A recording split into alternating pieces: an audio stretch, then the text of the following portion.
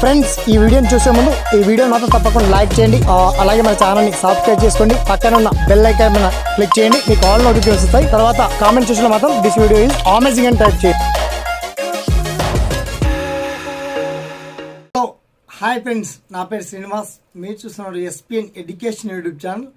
So మొత్తంలో తెలంగాణ విషయంలో ముఖ్యంగా ఫార్మర్స్ గురించి, రైతు బంధు ఈ వానాకాలం సీజన్కి దక్కినా అసలు వస్తాయా రావా? ఇప్పటికీ యాసంగి సీజన్లు రాక చాలామంది ఇబ్బంది పడ్డారు.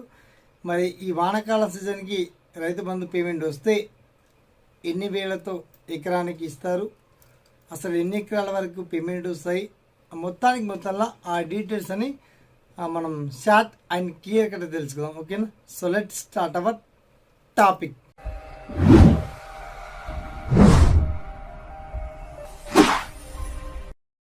ఫ్రెండ్స్, మొత్తంలో రైతు బంధు పేమెంట్ గురించి సర్కార్ సర్వం సన్నద్ధమైంది. ఎందుకంటే మనకు వచ్చే అప్కమింగ్ సూన్లో మనకు ఫ్యూ డేస్లో, అంటే నెక్స్ట్ మంత్లో జూన్లో కావచ్చు, జూలైలో కావచ్చు, మనకి ఎలక్షన్ కూడా రాబోతుంది. ఆ పాయింట్ అందరికి తెలిసిందే.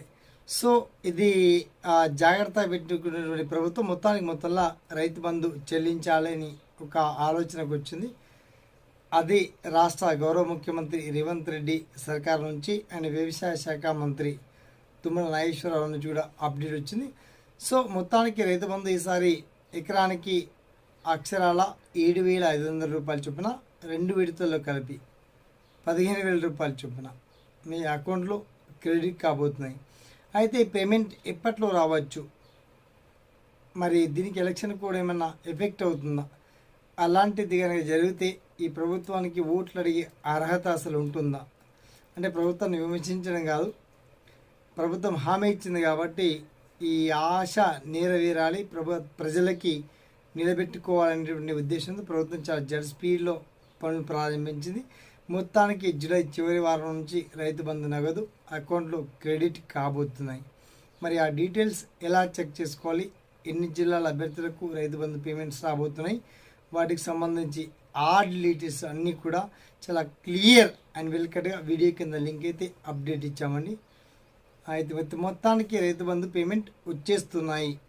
ఈ వానాకాలం సీజన్కి కాస్త ఆలస్యమైన అమృతంలాగా వచ్చేటువంటి ప్రయత్నం అయితే ప్రభుత్వం చేస్తుంది.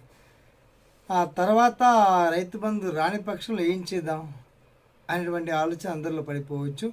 సో టెన్షన్ పడకండి, రైతు బంధు పేమెంట్ వచ్చేటువంటి ప్రయత్నం చాలా విధంగా ప్రభుత్వం చేస్తుంది. సో అదే దిశగా ప్రభుత్వం అడుగులు వేసింది కాబట్టి మొత్తంలో రైతు బంధు పేమెంట్ ముందుగానే ఎన్నికల కోడ్ పడక ముందే చెల్లించాలని ప్రభుత్వం సర్వం సిద్ధంగా ఉంది.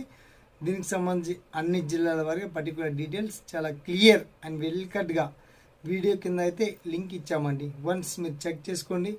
తర్వాత ఈ రైతు బంధు పేమెంట్స్ నిజంగా ప్రభుత్వం చెల్లిస్తుందా, మరి చెల్లించదా, ఆ డీటెయిల్స్ ఏ డౌట్స్ ఉన్నా మీ ఒపీనియన్ని వన్స్ కామెంట్ సెక్షన్లో చేస్తూ ఈ వీడియోని మాత్రం ఒక 10 మందికి షేర్ చేయండి, లైక్ చేయండి. సదామి సేవలో ఈ ఎస్పీఎన్ ఎడ్యుకేషన్ యూట్యూబ్ ఛానల్. ఓకేనా? Thanks for watching. జై హింద్.